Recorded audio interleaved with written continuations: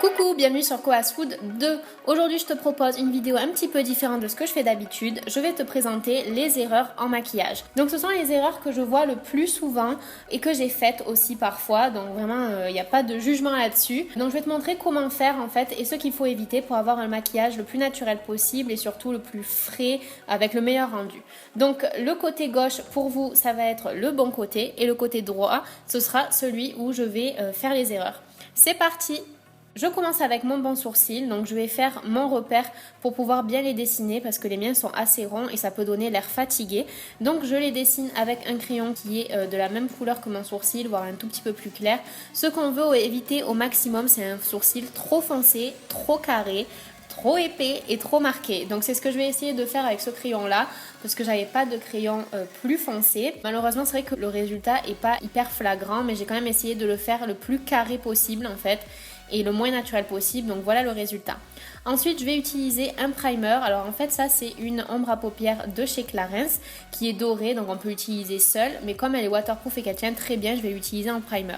Donc le primer va permettre de bien faire tenir les fards tout au long de la journée et de révéler leur couleur. Donc c'est pour ça que j'en applique pas du côté erreur. Si on n'applique pas de primer, on a tendance à avoir les fards qui tombent dans les plis de la paupière et ça fait pas très joli. Et ensuite j'enchaîne sur le bon œil avec une couleur de transition que j'applique dans le creux de l'œil et que j'estompe très très bien. Et ensuite j'utilise sur la paupière mobile un doré que je tapote en fait. Et sur la mauvaise paupière, ce que je vais faire, c'est que je vais le faire glisser d'un côté de l'autre. C'est ce qui provoque beaucoup de retombées de fard sur les joues. Sur l'autre paupière, je n'ai pas mis non plus de couleur de transition puisque en fait là ce que je vais vous montrer c'est pour faire de jolis dégradés. Si on met pas de couleur de transition, ça va nous faire un make-up boom in your face alors que c'est ce qu'on veut éviter. J'estompe après avoir appliqué le doré pour éviter qu'il y ait de lignes de démarcation trop franches et j'applique un autre marron un tout petit peu plus foncé que le premier, toujours dans le creux de l'œil mais de manière plus précise avant d'utiliser la couleur ultime, un marron encore plus foncé avec un pinceau plus précis et que je vais estomper encore une fois. La clé c'est vraiment d'estomper pour avoir un joli dégradé comme celui-ci. Donc du mauvais côté, ce que je vais faire, c'est que je vais tout de suite appliquer avec un gros pinceau estompeur le marron le plus foncé sans faire de dégradé et tu vas voir que le résultat est complètement différent. Ensuite, je vais faire mon eyeliner. Alors en fait, l'eyeliner s'adapte vraiment à la forme de l'œil. Moi, si tu as remarqué, j'ai un œil qui a tendance à être hooded, c'est-à-dire que j'ai de la peau qui vient sur la paupière mobile. Donc ça fait que j'ai pas beaucoup d'espace pour qu'on voit les couleurs sur mes paupières mobiles et il faut éviter à tout prix de faire un eyeliner trop épais, sinon ça va fermer le regard. Et sur le mauvais œil, justement, je vais faire un trait d'eyeliner épais qui va vraiment me fermer le regard avec une grosse wing qui est complètement exagérée, alors que du bon côté je fais mon eyeliner tout fin avec une wing qui suit la forme de mon œil bien évidemment, mais qui est plus petite, plus mesurée. Avant de la faire, ma petite astuce c'est de nettoyer sous l'œil pour avoir un guide en fait, et ensuite c'est beaucoup plus facile de la tracer. Pour le mascara, du bon côté, je le mets comme d'habitude, du bas vers le haut. Je fais bien rouler la brosse entre chaque cil, alors que sur le mauvais côté, je vais faire l'inverse. Certaines personnes mettent le mascara par le dessus et du coup, regardez la différence, ça ouvre beaucoup moins le regard. Ensuite, je nettoie bien mon œil, chose qu'il faut toujours faire parce que comme tu peux le voir, là dans le coin interne de l'œil, j'ai des retombées et j'applique un primer. En fait, ça c'est une crème hydratante qui permet de flouter les pores, donc je l'applique que sur le bon côté parce qu'en plus ça permet de bien faire tenir le maquillage toute la journée. Et j'applique mon fond de teint avec mon Beauty Blender, donc celui qui correspond à la couleur de ma peau. Pour choisir ton fond de teint, n'oublie pas qu'il faut voir en fonction de la couleur de ton corps et pas de ton visage parce que parfois on a tendance à bronzer du corps et pas du visage. Et du mauvais côté, je mets un fond de teint, la même marque, mais beaucoup plus foncé. Et ça, je fais référence aux filles qui veulent absolument paraître bronzées, mais du coup, ça fait trop une différence avec la couleur du corps et c'est pas bon du tout. Pour l'anti-cerne, je l'applique en triangle inversé sous mon œil et je le fais remonter un petit peu vers le nez puisque ça permet de le faire paraître plus étroit. Sous le mauvais œil, je vais utiliser déjà un anti-cerne qui est beaucoup trop clair pour moi en été et je vais l'appliquer seulement sous l'œil comme ça en banane et ça fait un effet hyper fatigué. Tu vas le voir par la suite. Donc je fais pénétrer le bon anti-cerne en premier. Et ensuite, je fais la même chose avec l'anti-cerne qui est beaucoup trop clair. Donc déjà que j'ai un fond de teint trop foncé, là avec l'anti-cerne qui est trop clair pour moi en été, en forme de banane, c'est la catastrophe. Voilà, je trouve que ça donne un effet 100 fois moins naturel, alors que du bon côté, vous voyez, il n'y a pas vraiment de différence en fait, c'est très léger, il n'y a pas de démarcation.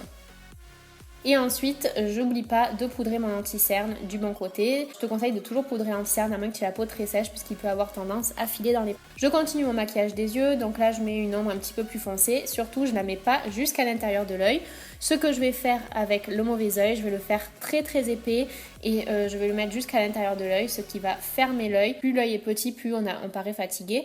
Donc pour ouvrir mon autre œil, je mets de l'enlumineur dans le coin interne et sur le sourcil. Et sur le sourcil, surtout, il ne faut pas en mettre trop, de manière trop large comme j'ai fait sur le mauvais œil, puisque sinon ça va avoir tendance à alourdir encore la peau qui est au-dessus de la paupière et donc à fermer davantage l'œil.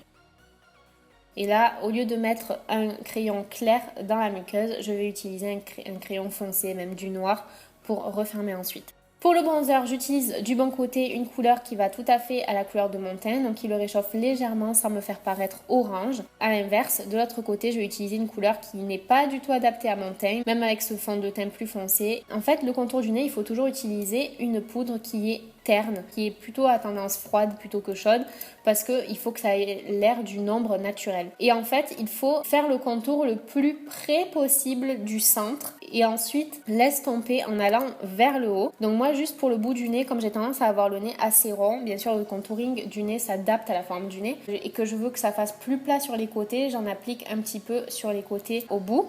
Et ensuite, avec le Beauty Blender, je fonds dans la peau vers le centre afin d'éviter en fait ce qu'on va voir sur le deuxième côté, c'est-à-dire déjà utiliser une couleur trop orangée, ce qui ne va pas faire naturel, et surtout le mettre trop bas parce que ça, c'est le meilleur moyen pour élargir son nez. Voilà la différence. Je ne sais pas si tu peux trop le voir, moi je le vois. Du bon côté, j'applique mon blush normalement et de l'autre côté, bien sûr, j'en mets des tonnes et je ne le fonds pas avec le reste du maquillage. Ensuite pour l'highlight, moi j'adore l'highlighter, vraiment je trouve que l'highlighter c'est la vie. Parfois j'ai peut-être tendance à en mettre trop, mais j'essaie de faire en sorte que ça fasse jamais de barre franche comme je suis en train de le faire là où ça fait très peu naturel. Et enfin les lèvres, alors depuis Kylie Jenner, la grande mode c'est de dessiner des lèvres plus larges qu'elles le sont en réalité. Donc je trouve que ça peut ne pas faire moche si c'est fait assez discrètement. Donc là c'est tout l'inverse que je fais. Déjà j'utilise un crayon qui est 100 fois plus foncé que la couleur du rouge à lèvres que je vais utiliser. Ça c'est pour illustrer la tendance nude, vous voyez. Moi aussi, je fais beaucoup d'erreurs. C'est mon premier rouge à lèvres MAC que j'ai acheté et il est beaucoup trop clair pour ma peau.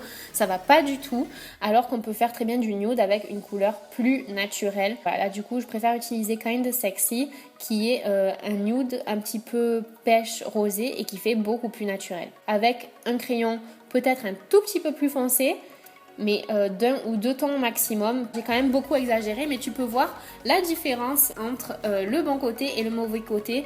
Personnellement, je préfère 100 fois le bon côté. Dis-moi le côté que toi tu préfères. J'espère que ces petits conseils t'ont aidé. Si tu fais des erreurs, c'est normal, on en fait tous. Bon, certaines des erreurs que je t'ai montrées, ce sont des erreurs que je faisais moi-même.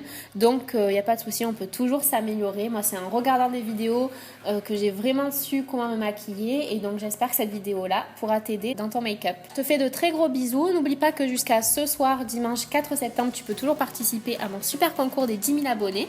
N'oublie pas de t'abonner à la chaîne aussi pour plus de vidéos beauté. Et je te dis à très vite. Bisous!